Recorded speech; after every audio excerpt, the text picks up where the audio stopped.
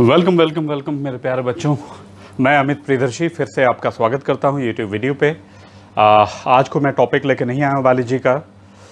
आज मुझे बात करनी थी अपने बच्चों से कि आने वाले एग्ज़ाम नीट 2020 के लिए उनकी स्ट्रैटेजी क्या होगी, क्योंकि ये क्वेश्चन अलग अलग प्लेटफॉर्म से, फेसबुक से, व्हाट्सएप से, टेलीग्राम से, अलग अलग तरह से बच्चे कई बार पूछ चुके हैं मुझसे कि सर क्या करें। अभी नीट का डेट तो बढ़ ही चुका है और 13 सितंबर है अभी डेट, ठीक है। तो उनका जो एक पेस था, एक टेम्पो थी पढ़ाई की, वो तो ब्रेक हो चुके हैं। ये तो मैं मानता हूँ कि एक सीरियसनेस जो होती है वो उसमें कमी आती है अगर डेट एक्सटेंड हो जाता है तो, ठीक है। लेकिन डेट एक्सटेंड होने से हमारा गोल चेंज नहीं हो जाता है। गोल तो वही है, नीट 2020 जो मई में था वही सितंबर में भी है, तो गोल तो सेम है। इसलिए अपने स्पीड को बनाए रखें, पेस को बनाए रखें और स्ट्रैटेजिक प्लानिंग के तहत काम करें तो बिल्कुल you will crack NEET in 2020, ठीक है। तो क्या क्या चीज़ें हैं, बेसिकली बच्चे कई मायने में परेशान हो रहे हैं कि सर एक टॉपिक मैं कई बार पढ़ चुका हूँ, अब मुझे लग रहा है मुझे सब कुछ पता है। लेकिन कई सारे टेस्ट सीरीज़ हैं जो ऑनलाइन प्लेटफॉर्म भी अवेलेबल करा रहे हैं अभी, वो और इवन एनटीए भी कंडक्ट कर रहा है, ठीक है। तो कई सारे टेस्ट सीरीज़ में क्वेश्चंस बड़े अजीब से आ रहे हैं। मुझे बच्चे बता रहे हैं जैसा कि नीट के paper mostly 80% 90% questions will come from NCERT, तो एनसीईआरटी वो अच्छे से थॉरली पढ़ चुके हैं, लेकिन इसके बाद भी डिफरेंट जो टेस्ट सीरीज़ हैं वो अच्छा परफॉर्म नहीं कर पा रहे हैं, स्पेशली इन बायोलॉजी। इसमें मैं एक दो चीज़ बोलना चाहूँगा कि मैं किसी पर्टिकुलर के बारे में नहीं बोल रहा हूँ, किसी पर्टिकुलर ऑर्गेनाइजेशन, कोचिंग इंस्टीट्यूट या किसी ऑर्गेनाइजेशन के बारे में नहीं बोल रहा हूँ। लेकिन हाँ, ये जरूर है कि टेस्ट सीरीज़ का मेन मोटिव जो कई सारे ऑर्गेनाइजेशन अपनाते हैं कि कुछ ऐसे क्वेश्चंस डालना है, अनयूजुअल क्वेश्चंस डालना है जो बच्चे नहीं कर पाए, और वो ये फील करें कि ये टेस्ट सीरीज़ बहुत अच्छा है क्योंकि इसमें बहुत अच्छा मार्क्स हम स्कोर नहीं कर पा रहे हैं। तो ये आप समझ लें कि अच्छा मार्क्स स्कोर नहीं कर पा रहे हैं तो वो टेस्ट सीरीज़ अच्छा है, ये किसने कह दिया? ये तो कहीं पैरामीटर नहीं है। क्वेश्चंस बेसिकली आने चाहिए एनसीईआरटी से, थोड़ा बहुत जो भी प्रीवियस ईयर क्वेश्चन है जो देख सकते हैं 10% क्वेश्चंस होते हैं, लेकिन वो भी बहुत एबनॉर्मल टाइप नहीं होते, यूजुअल टाइप होते हैं। और आपको फोकस करना है 90% क्वेश्चन पे, और वो 10% क्वेश्चंस के लिए बहुत ज़्यादा परेशान होने की ज़रूरत नहीं है, लेकिन आप परेशान हैं और कई बार ये डिसर्टेंड हो जाते हैं आपके सर बहुत अच्छा नंबर नहीं आ रहा है, बहुत मेहनत मैंने किया है। इन सब बातों को लेकर मैंने सोचा कि एक वीडियो बनाया जाए। तो घबराने की बिल्कुल भी ज़रूरत नहीं है, उन टेस्ट सीरीज़ पे बिल्कुल भी ध्यान ना दें। आप अपना जो भी स्ट्रैटेजी है बायोलॉजी पढ़ने का, फिजिक्स पढ़ने का, केमिस्ट्री पढ़ने का, जो भी गाइड हैं, टीचर हैं, मेंटोर हैं, जो जैसे भी जो उन्होंने बताया था, अगर आपका उन पे फेथ है तो एकदम स्ट्रिक्टली उनको फॉलो कीजिए, जो वो कहते हैं बिल्कुल कीजिए, ठीक है। इन सब चक्करों में मत पड़िए, 50 टेस्ट सीरीज और ये सब करने के चक्कर में मत पड़िए, एक प्लान के तहत काम करिए। अब बात उठती है कि इस कोविड-19 में करें क्या। कोविड-19 में नीट 2020 एस्पिरेंट्स के लिए तो यही कहना चाहूँगा कि उनके पास तो कोई स्कूल का भी प्रेशर नहीं है और कोचिंग का भी प्रेशर नहीं है, नहीं होना चाहिए, ठीक है। और ये भी एक्सपेक्टेड है कि you have revised NCERT and other books और class notes for several time. आपने बहुत बार रिवाइज कर चुका है, आप नोट्स को रिवाइज कर चुके हैं, पढ़ चुके हैं, बहुत बार आप question paper, mock test paper, ये सब कर चुके हैं, ठीक है। इसके बाद भी क्या होना चाहिए, what would be the strategy in last few days, अभी अप्रॉक्स 45 डेज रह गए हैं, तो क्या स्ट्रैटेजी होनी चाहिए और क्या करना चाहिए, ठीक है। तो इस पे सोचते हुए मैं कुछ बातों को बताना चाहूँगा। चलिए, स्ट्रैटेजी से पहले एक दो चीज़ें और बोलना चाहूँगा कि ये 24 आवर्स जो हैं मैं एक दिन में, वो तो सबके लिए वही 24 आवर्स हैं, जो पढ़ने वाले हैं उनके लिए भी, जो नहीं पढ़ने वाले हैं उनके लिए भी, ठीक है। लेकिन जो भी हो, इसको आप प्रॉपरली कैसे यूटिलाइज करेंगे, मैटर यहाँ है। आप पढ़ चुके हैं तब भी परेशान हैं, जो नहीं पढ़े हैं वो भी परेशान, और कई बार वो कम परेशान है। आप पढ़ चुके हैं इसलिए ज़्यादा परेशान है, ठीक है। तो घबराने की बात बिल्कुल नहीं है। एक इम्पॉर्टेंट बात है, आप घर पे हैं, अपनी फैमिली के साथ हैं, तो थोड़ा तो इन्वॉल्वमेंट होगा ही, घर के लोगों के साथ इंटरेक्शन होगा, जो सब लोग हैं घर में, तो अच्छी बात है, इससे कोई बुराई नहीं है। अगर थोड़ा 1 घंटे कम पढ़ने से कोई फ़र्क नहीं पड़ना है। एक प्लान के तहत स्ट्रेटजी के तहत काम करने से ही रिजल्ट होगा। स्मार्ट वर्क करना है, दिन भर पढ़ने से भी कुछ नहीं होगा। एक प्लान करके, रूटीन शेड्यूल फॉर्म करके, उसको फॉलो करके काम करना है, ठीक है। तो घर में भी रहना है, घर के फादर मदर या जो भी हैं थोड़ा बहुत काम भी करना है, घर के फैमिली मेम्बर्स को का हेल्प भी करना है, ये सारी बातें भी है इनके साथ, ठीक है। और बाहर तो बिल्कुल भी नहीं जाना है। बाहर कोरोना के बारे में बताना चाहूँगा कि अभी BBC हो तो या NIV हो, नेशनल इंस्टीट्यूट ऑफ वायरोलॉजी हो, ISC हो, ISC Indian institute of science हो, इन सब का एस्टिमेशन है कि सितंबर एंड में लगभग मोर देन 30 लाख पेशेंट्स हो जाएंगे कोरोना से के इंडिया में। तो आप समझ रहे हैं कम्युनिटी स्प्रेड हो रहा है और इसमें लोग बहुत लापरवाही बरत रहे हैं, ये बहुत गलत है। 3 चीज़ें बहुत इंपॉर्टेंट है, मैंने एक लेक्चर वीडियो में ये बोला भी था। एक तो सोशल डिस्टेंसिंग इंपॉर्टेंट है, दूसरा मास्क है और तीसरा सैनिटाइजेशन है, ठीक है। SMS, सोशल डिस्टेंसिंग, मास्क और सैनिटाइजेशन, ये 3 चीज़ें SMS समझ रहे हैं। तो इन 3 चीज़ों को अगर आप फॉलो करेंगे तो बिल्कुल आप और प्रोटेक्टेड रहेंगे कोरोना के इन्फेक्शन से, ठीक है। और सबसे इंपॉर्टेंट बात, आप घर में जितना घर में हैं उतना ही आप सुरक्षित हैं, प्रोटेक्टेड हैं। और बाहर जा रहे हैं तो you are more prone to infection, क्योंकि आप कहाँ जा रहे हैं आपको नहीं पता। वहाँ पे वो जो भी इंडिविजुअल है आपके बगल में खड़ा है वो कहाँ से आ रहा है, किसी कोरोना पेशेंट के घर से आ रहा है या हॉस्पिटल से आ रहा है, कहाँ से आ रहा है ये आपको नहीं पता। तो आप दूसरे को मना नहीं कर सकते हैं, आप अपने आप को प्रोटेक्ट कर सकते हैं by using sanitisation, mask and social distancing, by maintaining social distancing. ये 3 चीज़ें इंपॉर्टेंट है। तो घर में रहें, सुरक्षित रहें, स्वस्थ रहें, घर वालों का ध्यान रखें, अपना ध्यान रखें, ठीक है। ये सब बातें हैं। तो अब बात उठती है पढ़ाई की। अगर हम लोग बात करें तो 24 आवर्स में मान लीजिए आप 10 घंटे, 6 घंटे, 7 घंटे, 8 घंटे सोते हों, ठीक है। 1 घंटे, अब देखिए आप सीरियस नीट एस्पिरेंट हैं, बहुत ही सीरियस हैं अपने एग्जाम को लेके, तो आपसे तो एक्सपेक्टेड है ना कि आप 10 घंटे से ज़्यादा टाइम वेस्ट नहीं करेंगे। वेस्टेज नहीं है, सोना और आराम करना it is very essential and beneficial for health and brain. आपको पता है कि ब्रेन बिना रिलैक्स हुए, बिना प्रॉपर नींद के काम नहीं कर पाएगा, तो ये बिल्कुल सही है। तो 10 घंटे हम लोग मान लेते हैं, 6 घंटे 7 घंटे आप सो रहे हैं, बीच में पावर नैप ले रहे हैं, और जो भी घर के जो काम है उसको अगर हम लोग हटा देते हैं तो 10 घंटे आप हटाने के बाद 14 घंटे स्पेयर कर सकते हैं। चलिए 12 भी कर सकते हैं, 14 घंटे मान लेते हैं। देखिए वो पर्सन टू पर्सन वैरी करेगा, ये नहीं कहेंगे कि 14 घंटे पढ़ने से होगा या 10 घंटे पढ़ने से होगा, ऐसा कुछ नहीं है। हर इंडिविजुअल के लिए पैरामीटर्स अलग है और पाथ फॉर सक्सेस अलग अलग है, इसको देखने की जरूरत है। कोई स्टूडेंट है वो 1 घंटे में किसी चैप्टर को कंप्लीट कर सकता है, कोई 2 घंटे में कर लेता है, कोई 3 घंटे में भी नहीं कर पा सकता है। तो ये अपनी अपनी कैपेबिलिटी है, इसको समझने की जरूरत है। चलिए हम लोग एक 14 आवर्स प्लान को लेकर चलते हैं। 14 आवर्स प्लान को अगर हम लोग लेकर चलते हैं तो आप ये समझिए कि 4 घंटे तो आपको फिजिक्स में देना ही देना है, या 4 घंटे फिजिक्स में, 4 घंटे केमिस्ट्री में, ठीक है। और तो बच गए 4 4 8 और 6 घंटे बच गए। 6 घंटे बच गए, मतलब 6 घंटे में जूलॉजी बॉटनी 3 घंटे, ठीक है। कुछ ज़्यादा हो रहा है, नहीं 14 घंटे थोड़ा ज़्यादा हो रहा है, ठीक है। अगर आप फॉलो कर सकते हैं तो ठीक है, नहीं तो हम 12 घंटे का प्लान लेके चलते हैं। चलिए ठीक है, चेंज करते हैं, 12 घंटे का प्लान चलते हैं। 12 घंटे तुम खाओ, सो, मोबाइल करो, जो करो, 12 घंटे आप फ्री हैं। 12 घंटे आप पढ़ाई करना है एकदम डिटर्मिनेशन के साथ कि मुझे ये करना है, मुझे ये खत्म करना है, ठीक है। और वो थोड़ा बहुत फ्लक्चुएशन तो है, but major fluctuations are not required in your routine, ठीक है, समझना है। तो 3 घंटे आप मान लीजिए एट ए स्ट्रेच एक ये बनाए, क्योंकि नीट एग्जाम भी 3 आवर्स का पेपर है, तो 3 घंटे आप मिनिमम जरूर बैठें फिजिक्स और केमिस्ट्री के क्वेश्चंस को, मतलब जो भी आपका सेशन है, फिजिक्स का सेशन है, फिजिक्स का पीरियड है जो भी आपके रूटीन में, तो फिजिक्स के या केमिस्ट्री के पढ़ने के लिए मिनिमम 3 आवर्स और 4 आवर्स तक आप जा सकते हैं, वो करना है। क्योंकि देखिए फिजिक्स में आप थ्योरी 1 घंटे में बहुत अच्छे से रिवाइज कर सकते हैं, फॉर्मूला को आप अच्छे से रिवाइज कर सकते हैं क्योंकि ऑलरेडी आप पढ़ चुके हैं पहले, ठीक है। और मेन आपका फोकस होना चाहिए न्यूमेरिकल प्रैक्टिस पे, फॉर्मूला यूटिलाइजेशन पे, कोरिलेशन ऑफ सब्जेक्ट पे, ये सारी चीजें हैं। तो फिजिक्स और केमिस्ट्री में मिनिमम 3 to 4 आवर्स का एक सिटिंग प्लान होना चाहिए आपके रूटीन में, ठीक है।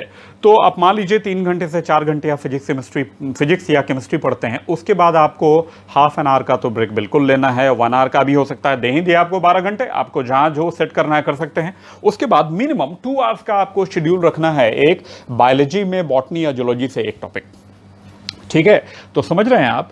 तो आपने 4 घंटे या 3 घंटे 3.5 घंटे फिजिक्स या केमिस्ट्री पढ़ा, उसके बाद आप बायोलॉजी का एक, ज़ूलॉजी या बॉटनी का एक टॉपिक उठा रहे हैं। और मैं समझता हूं कि इतने और डेट एक्सटेंशन के बाद आपको काफ़ी समय मिल चुका है और आपने कई बार एनसीईआरटी रिवाइज कर चुके होंगे आप लोग, ठीक है, नोट्स भी रिवाइज कर चुके होंगे। तो फाइनली एक टॉपिक को रिवाइज करने में मैक्सिमम 2 आवर्स और 2.5 आवर्स लगने चाहिए। छोटे टॉपिक तो 1 घंटे में ही रिवाइज कर लेंगे। तो चलिए मान लेते हैं एवरेज 2 आवर्स का रखते हैं हम लोग। तो आप 3.5 घंटे 4 घंटे फिजिक्स या केमिस्ट्री के एक सेटिंग के बाद आप एक गैप लेंगे, नैप लें, जो करें, ठीक है। उसके बाद आपको मिनिमम 2 आवर्स के लिए बैठना है, बायोलॉजी के एक टॉपिक को खत्म करना है इस डिटर्मिनेशन के साथ कि I have to complete it with in 2 hours, ये कंप्लीट कर लेना है, ठीक है। उसके बाद फिर आपका लीजर पीरियड है, आप उसमें जो भी करें, थोड़ा टाइम स्पेयर करें, फैमिली मेंबर्स के साथ रेस्ट करें और जो भी मोबाइल में देखें, जो भी वीडियोस या जो भी आपका इंटरेस्ट है, हॉबीज़ हैं, उसको आप इनकलकेट करें, जो भी करें, ठीक है। उसके बाद फिर आपका टाइम आता है, अगर फिजिक्स कर लिया मॉर्निंग में तो केमिस्ट्री का टाइम आता है, तो फिर से उसी तरह 3 से 3.5 घंटे का एक सेटिंग रखेंगे केमिस्ट्री का। और फिर लास्टली फिर बायोलॉजी का, ज़ूलॉजी कर चुके हैं तो बॉटनी का, या बॉटनी कर चुके हैं तो ज़ूलॉजी का। तो फाइनली यू विल फाइंड कि एक दिन में आप 4 चैप्टर कंप्लीट कर रहे हैं और ये हो सकता है, बिल्कुल होगा, आप कर सकते हैं। इस डिटर्मिनेशन के साथ आपको करना है कि I have to complete 4 chapters in a day, ये बिल्कुल करना है। अरे आप सीरियसली काम कर रहे हैं और आपको नीट क्रैक करना है 2020 में, तो बिल्कुल इसको फॉलो करें, स्ट्रिक्टली फॉलो करें कि मुझे 4 चैप्टर बिल्कुल हर हाल में आज कंप्लीट करना है, ठीक है। ऐसा भी कुछ नहीं है, अगर कभी नहीं हो पाए तो ऐसा परेशान होने की जरूरत नहीं है, लेकिन ये यूजुअल ट्रेंड ना बना लें कि नहीं रोज ही नहीं हो। अरे कभी नहीं हुआ, कुछ बड़ा चैप्टर था, कोई बात नहीं है, बहुत घबराने की बात नहीं है, लेकिन ये यूजुअल नहीं होना चाहिए, ये फ्रीक्वेंट नहीं होना चाहिए, ठीक है। तो टारगेट यही रखेंगे डिटर्मिनेशन के साथ कि मुझे 4 चैप्टर कंप्लीट करना है। तो मान लीजिए कि एक दिन में आप 4 चैप्टर कंप्लीट करते हैं, तो आपके पास अप्रॉक्स ऑलमोस्ट मुझे लगता है कि बायोलॉजी, फिजिक्स, केमिस्ट्री मिलाकर अप्रॉक्स 90+ चैप्टर्स हैं, टोटल टॉपिक्स हैं। चलिए 100 मान लेते हैं, चलिए 100 मान लेते हैं, ठीक है 100। और अब तो कुछ सिलेबस रिड्यूस भी किया है एनटीए के, कुछ पार्ट को, कुछ चैप्टर्स को भी डिलीट किया है कि चलिए ठीक है 100 ही मान लेते हैं।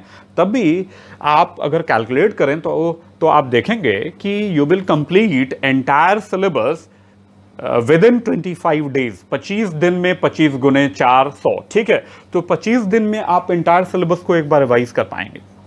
तो ये तो बिल्कुल पॉसिबल है, बिल्कुल आप कर सकते हैं। अरे आप इतनी बार पढ़ चुके हैं और आप नहीं करेंगे तो कौन करेगा। और जो चाहते हैं उनसे बिल्कुल होता है, ये समझना है आपको, आप बिल्कुल कर सकते हैं। तो चलिए अगर मान लीजिए किसी को ऐसा लग रहा है कि नहीं कैसे करेंगे, तो 3 चैप्टर रख लें। 3 चैप्टर रखेंगे तब भी आप 30 दिन में, 35 दिन में ये कंप्लीट कर लेंगे, ठीक है, कोई बहुत बड़ी बात नहीं है। बट आपके पास अभी 45 डेज है, ठीक है। इसमें भी एक बैरियर बनाए, एक टाइम ड्यूरेशन के बाद एक चेक पॉइंट बनाए। क्या चेक पॉइंट बनाना है? 1 हफ्ते के बाद, 1 हफ्ते में मान लीजिए 6 डेज आपने काम किया, 6 डेज काम किया, 6 × 4 24 चैप्टर्स पे काम किया, ठीक है। 24 चैप्टर्स पे काम किया तो आप सभी के पास कहीं ना कहीं से जरूर टेस्ट सीरीज के पेपर या मॉक टेस्ट के पेपर जरूर होंगे चैप्टर वाइज, या क्वेश्चन बैंक तो हो गए। तो आप सेल्फ असेसमेंट के लिए एक दिन रखें, ठीक है, संडे को रखें, ठीक है। अपने टाइम को थोड़ा घटा दें, वो संडे को आप जो रूटीन, जो तैयारी का रिवीजन का प्लान था, उसको आप मॉक टेस्ट में कन्वर्ट कर दें। 2 मॉक टेस्ट कर सकते हैं, सिंगल मॉक टेस्ट कर सकते हैं, एंटायर 11th सिलेबस का कर सकते हैं, पार्ट ऑफ सिलेबस का कर सकते हैं, एज यू विश, जो आपको ठीक लगे, जो कन्वीनियंट लगे, जिसमें आप कंफर्टेबल हो। यह बस समझना है, कंफर्टेबिलिटी मैटर कर रही है, क्योंकि आप काम करने जा रहे हैं, अपने गोल के लिए डेडिकेटेड वर्क करने जा रहे हैं। तो किस कॉम्पैशन के साथ आप काम कर रहे हैं, क्या करना है, ये इंपॉर्टेंट है, और कैसे करना है, करना आप ही को है। मैं तो बस बोल सकता हूँ, बता सकता हूँ, थोड़ा बहुत गाइड कर सकता हूँ। तो फाइनली 6 दिन के रिगरस वर्क के बाद आप थोड़ा थक भी जाएंगे, तो एक चेंज भी ज़रूरत होगी। ये 3 दिन के बाद भी कर सकते हैं, बट मेरे हिसाब से 1 हफ्ते के रिगरस वर्क के बाद आपके पास अप्रॉक्स 24-25 चैप्टर्स आप कंप्लीट कर चुके होंगे, या चलिए मिनिमम 20 चैप्टर्स कंप्लीट कर चुके होंगे। तो उसके बाद आप एक क्वेश्चन सेट बनाए, मॉक टेस्ट बनाए या क्वेश्चन बैंक से उस चैप्टर्स के क्वेश्चन को देखें और नए क्वेश्चंस को ना बनाएं। ये भी एक बहुत इंपॉर्टेंट बात है, नए क्वेश्चंस को ना बनाएं, क्योंकि बच्चों में एक दिक्कत क्या है, वो नए नए क्वेश्चंस को सर्च करते हैं, अपने फ्रेंड से लेते हैं, नेट पे सर्च करते हैं, डाउनलोड करते हैं, चेक करते हैं, अलग अलग टेस्ट सीरीज ज्वाइन करते हैं। बिल्कुल ना करें, बिल्कुल ना करें। अगर आप चाहते हैं कि नीट में आप अच्छा स्कोर करें, आप नीट क्रैक करें और इस बार आप डॉक्टर बन जाएं, तो बिल्कुल ये ना करें, क्योंकि मेरा एक ही प्रिंसिपल है और कहना है, 10 बुक को एक बार पढ़ने से अच्छा है एक बुक को 10 बार पढ़ना। किसी एक क्वेश्चन बैंक को 10 बार बनाना ज़्यादा अच्छा है 10 क्वेश्चन बैंक को एक एक बार बनाना। क्योंकि देखिए, कोई भी बुक या क्वेश्चन बैंक सफिशिएंट नहीं है, बट हाँ sufficient नहीं है to get entire knowledge, but a book is sufficient to give information which is required to crack NEET for a student। एक स्टूडेंट को जितनी भी रिक्वायरमेंट चाहिए नीट को क्रैक करने के लिए उतना जरूर दे रहा है। टॉप करने के लिए बहुत सारी चीजें नहीं बता पाएगा, कुछ चीजें मिसिंग होगा, कुछ चीजें उस बुक में अच्छी होगी, कुछ चीजें उस बुक में अच्छी होगी, जो भी हो, लेकिन वो सफिशिएंट होगा। तो आप मेरी बात माने, जिस बुक पे, जिस क्वेश्चन बैंक पे, जिस मॉड्यूल पे आप वर्कआउट कर चुके हैं उसी को बार बार बनाएं और ये घबराएं नहीं कि ये तो बनाया हुआ है फिर ये क्यों बनाओ। नहीं, प्रैक्टिस मेक्स हिम परफेक्ट। आप अगर बना रहे हैं तो पहली बार मिस्टेक्स हुआ होगा, दूसरी बार और कम हुआ होगा, तीसरी बार और कम, और अब मान लीजिए कि बिल्कुल भी मिस्टेक नहीं हो रहा है, लेकिन आपका टाइम ज़्यादा लग रहा है। सपोज आप 180 क्वेश्चंस को करने में तीन घंटे लगा रहे थे, 3 घंटे अलॉटेड है, ठीक है, 3.5 घंटे लगा रहे थे, ठीक है, तो आप 3 घंटे में इसको कंप्लीट करने की कोशिश करें, आप 2.5 घंटे में कंप्लीट करने की कोशिश करें। तो ये बहुत इंपॉर्टेंट है, टाइम मैनेजमेंट। अगर आप सही क्वेश्चंस भी कर रहे हैं तो विद इन टाइम लिमिट सारे क्वेश्चंस को कर पाएं और मिनिमाइज कर पाएं नेगेटिव अटेम्प्ट को। तो ये इंपॉर्टेंट है। मतलब result basically is the outcome of 2 things. एक है accuracy and second one is efficiency. Accuracy plus efficiency is equal to result. Accuracy का मतलब है जो क्वेश्चन आप अटेम्प्ट कर रहे हैं उसमें आप कॉन्फिडेंट हैं कि जो मैं कर रहा हूं वो ठीक है। और एफिशिएंसी क्या है कि जो विद इन टाइम लिमिट है, अगर 60 सेकेंड्स हैं, ठीक है, तो 60 seconds are given for both physics and questions of physics and botany, zoology. तो आप समझना है आपको, बायोलॉजी के कुछ क्वेश्चंस तो आप 10 सेकंड में, 20 सेकंड में, 30 सेकंड में कर लेंगे, बट फिजिक्स के क्वेश्चन, केमिस्ट्री के क्वेश्चन आप 1 मिनट 2 मिनट में भी करेंगे। तो यहीं पे आपको टाइम सेव करना है और प्रैक्टिस से ये होगा। समझ रहे हैं? जब आप बार बार एक तरह के क्वेश्चंस को करेंगे तो उनके फॉर्मूला को, मोड ऑफ एक्शन को आप अच्छे से समझ पाएंगे और बहुत फास्ट कैलकुलेशन कर पाएंगे। और कई बार तो क्वेश्चंस रिपीट भी होते हैं, ऐसा भी देखा गया है। तो ये काफ़ी हेल्प करेगा। तो सजेशन यही है कि आप एक पर्टिकुलर बुक या मॉड्यूल या जो भी आप करते आ रहे हैं वही पढ़ें, नया कुछ भी ना पढ़ें, ठीक है। अब उठती है बायोलॉजी की बात। तो ये ओवरऑल स्ट्रेटेजी की बात की। अब बायोलॉजी की बात उठती है तो बायोलॉजी में 2 जो पेपर हैं, जोलॉजी और बॉटनी, 11th 12th ये। तो बॉटनी में अगर हम लोग देखें तो टोटल 22 चैप्टर्स हैं 11th 12th मिला के, ठीक है। तो आपको पता है कि out of 180 questions 90 questions come from biology. ये सबको पता है 90 क्वेश्चंस आते हैं, लेकिन ये भी मैक्सिमम बच्चों को पता होगा। मैं हमेशा क्लास में बताता हूं कि 90 क्वेश्चंस में से कई बार तो 55 to 60 questions come from botany, ठीक है। मैं ये नहीं कह रहा हूं कि बॉटनी इंपॉर्टेंट है, बॉटनी भी इक्वली इंपॉर्टेंट है, as important as zoology, physics और केमिस्ट्री। बट आपको समझना है कि बॉटनी से अगर 55 क्वेश्चंस आते हैं, 60 क्वेश्चंस आते हैं, क्योंकि कुछ पार्ट ओवरलैपिंग है जोलॉजी के साथ, तो बॉटनी बहुत इंपॉर्टेंट है। क्योंकि चाहे बॉटनी का क्वेश्चन करें, चाहे जोलॉजी का करें, चाहे फिजिक्स का करें, चाहे केमिस्ट्री का करें, each question carries equal mark, 4 marks. तो यार हम ऐसा कुछ काम करें कि मिनिमम मेहनत में मैक्सिमम आउटपुट हो, तो ये ज़्यादा बेहतर है ना। बॉटनी के क्वेश्चन कंफ्यूजिंग भी होते हैं, लेकिन आप में अगर कंसेप्ट में क्लैरिटी है तो आप बहुत आराम से कर पाएंगे। तो बॉटनी इंपॉर्टेंट है, जोलॉजी भी इंपॉर्टेंट है, फिजिक्स भी इंपॉर्टेंट है, केमिस्ट्री भी इंपॉर्टेंट है, और एक बैलेंस इंपॉर्टेंट है, because minimum 80% is required to be selected in NEET, है ना। अब जो कट ऑफ ट्रेंड दिख रहा है वो 80% मिनिमम रिक्वायर्ड है। तो आप इसी टारगेट को लेके काम करें, मिनिमम 600 स्कोर करें, आउट ऑफ 720 आप जरूर स्कोर करें। तो ये सारे प्लान हैं और होपफुली आप कुछ समझ पा रहे हों। और घबराएं बिल्कुल नहीं, ठीक है। कुछ एक दो बातें और है अपने कुछ जो फ्रेंड्स हैं, कई बार होते हैं फ्रेंड्स काफ़ी हेल्पफुल होते हैं, सबके लाइफ में फ्रेंड्स का बहुत इंपॉर्टेंट रोल है, ठीक है। लेकिन कुछ फ्रेंड्स होते हैं जो आपको डिस्ट्रैक्ट करते हैं, डिमोटिवेट भी करते हैं, तो उनसे दूरी बना लें। ये मेरा सजेशन है आपके लिए, बहुत इंपॉर्टेंट है कि आप दूरी बना लें, क्योंकि कई बार निगेटिव चीज़ें सुनते सुनते वो ब्रेन निगेटिविटी में फंस जाता है, तो पॉजिटिव चीज़ें देख ही नहीं पाता है। कि आप 45 में से 40 क्वेश्चंस करेक्टली कर रहे हैं लेकिन 5 क्वेश्चन नहीं कर रहे हैं, तो you are bothered about 5 questions only, ये गलत है। आप 40 क्वेश्चन कर रहे हैं तो ये बहुत अच्छा है। अरे 5 क्वेश्चन नहीं कर रहे हैं, ठीक है यार, जो टॉपर होगा, रैंक 1 भी लाता होगा तो 720 में 720 तो नहीं लाता है, ठीक है, चलो ठीक है। तो हम मैक्सिमम एफर्ट लगाएंगे, लेकिन ऐसा नहीं करेंगे कि मैक्सिमम करने के चक्कर में नेगेटिव अटेम्प्ट कर लें और हमारा रिजल्ट ही रुक जाए और सिलेक्शन ही रुक जाए। तो इंपॉर्टेंट है, तो दूरी भी बना के रखें स्टूडेंट से। जो आपके ट्रू फ्रेंड हैं, वेल विशर हैं, उनके कांटेक्ट में रहें, सजेशन लें, और भी बहुत सारी बातें हैं स्ट्रैटेजी रिलेटेड। तो एक वर्क प्लान तो हम लोगों ने बनाया है 25 दिन का, और बच गए रिमेनिंग 20 डेज। तो फिर फर्दर आप इसी तरह से प्लान करेंगे, एनसीईआरटी को बार बार रिवाइज करें, ठीक है। ये तो हम लोगों ने बात किया। क्लास नोट्स को भी पढ़ें, क्योंकि अब इस बार नीट 2020 है तो एम्स भी इंक्लूडेड है इसमें। तो टॉप 50 जो सीट्स होंगे वो एक्सक्लूसिवली एम्स के लिए होंगे, दिल्ली के लिए होंगे, जहाँ तक मुझे पता है, समझ में आ रहा है, ठीक है। तो आप थोड़ा सा अपने क्लास नोट्स पे ध्यान दें, जो भी आपके सब्जेक्ट एक्सपर्ट ने आपको बताया है। तो थोड़ा सा एनसीईआरटी के अलावा भी पढ़ें, लेकिन हाँ, नया कुछ भी ना पढ़ें, जिस चीज़ पे आपका कमांड है उसी चीज़ को पढ़ें। तो ये सारी बातें हैं स्ट्रैटेजी रिलेटेड, ठीक है। मैं जल्दी ही कुछ नया बायोलॉजी रिलेटेड एक वीडियो बनाऊंगा, फिर आपको बताऊंगा कि बायोलॉजी में और कौन कौन से चैप्टर्स हैं जिनका क्या कंट्रीब्यूशन है, कितना कंट्रीब्यूशन है मार्क्स का, ठीक है।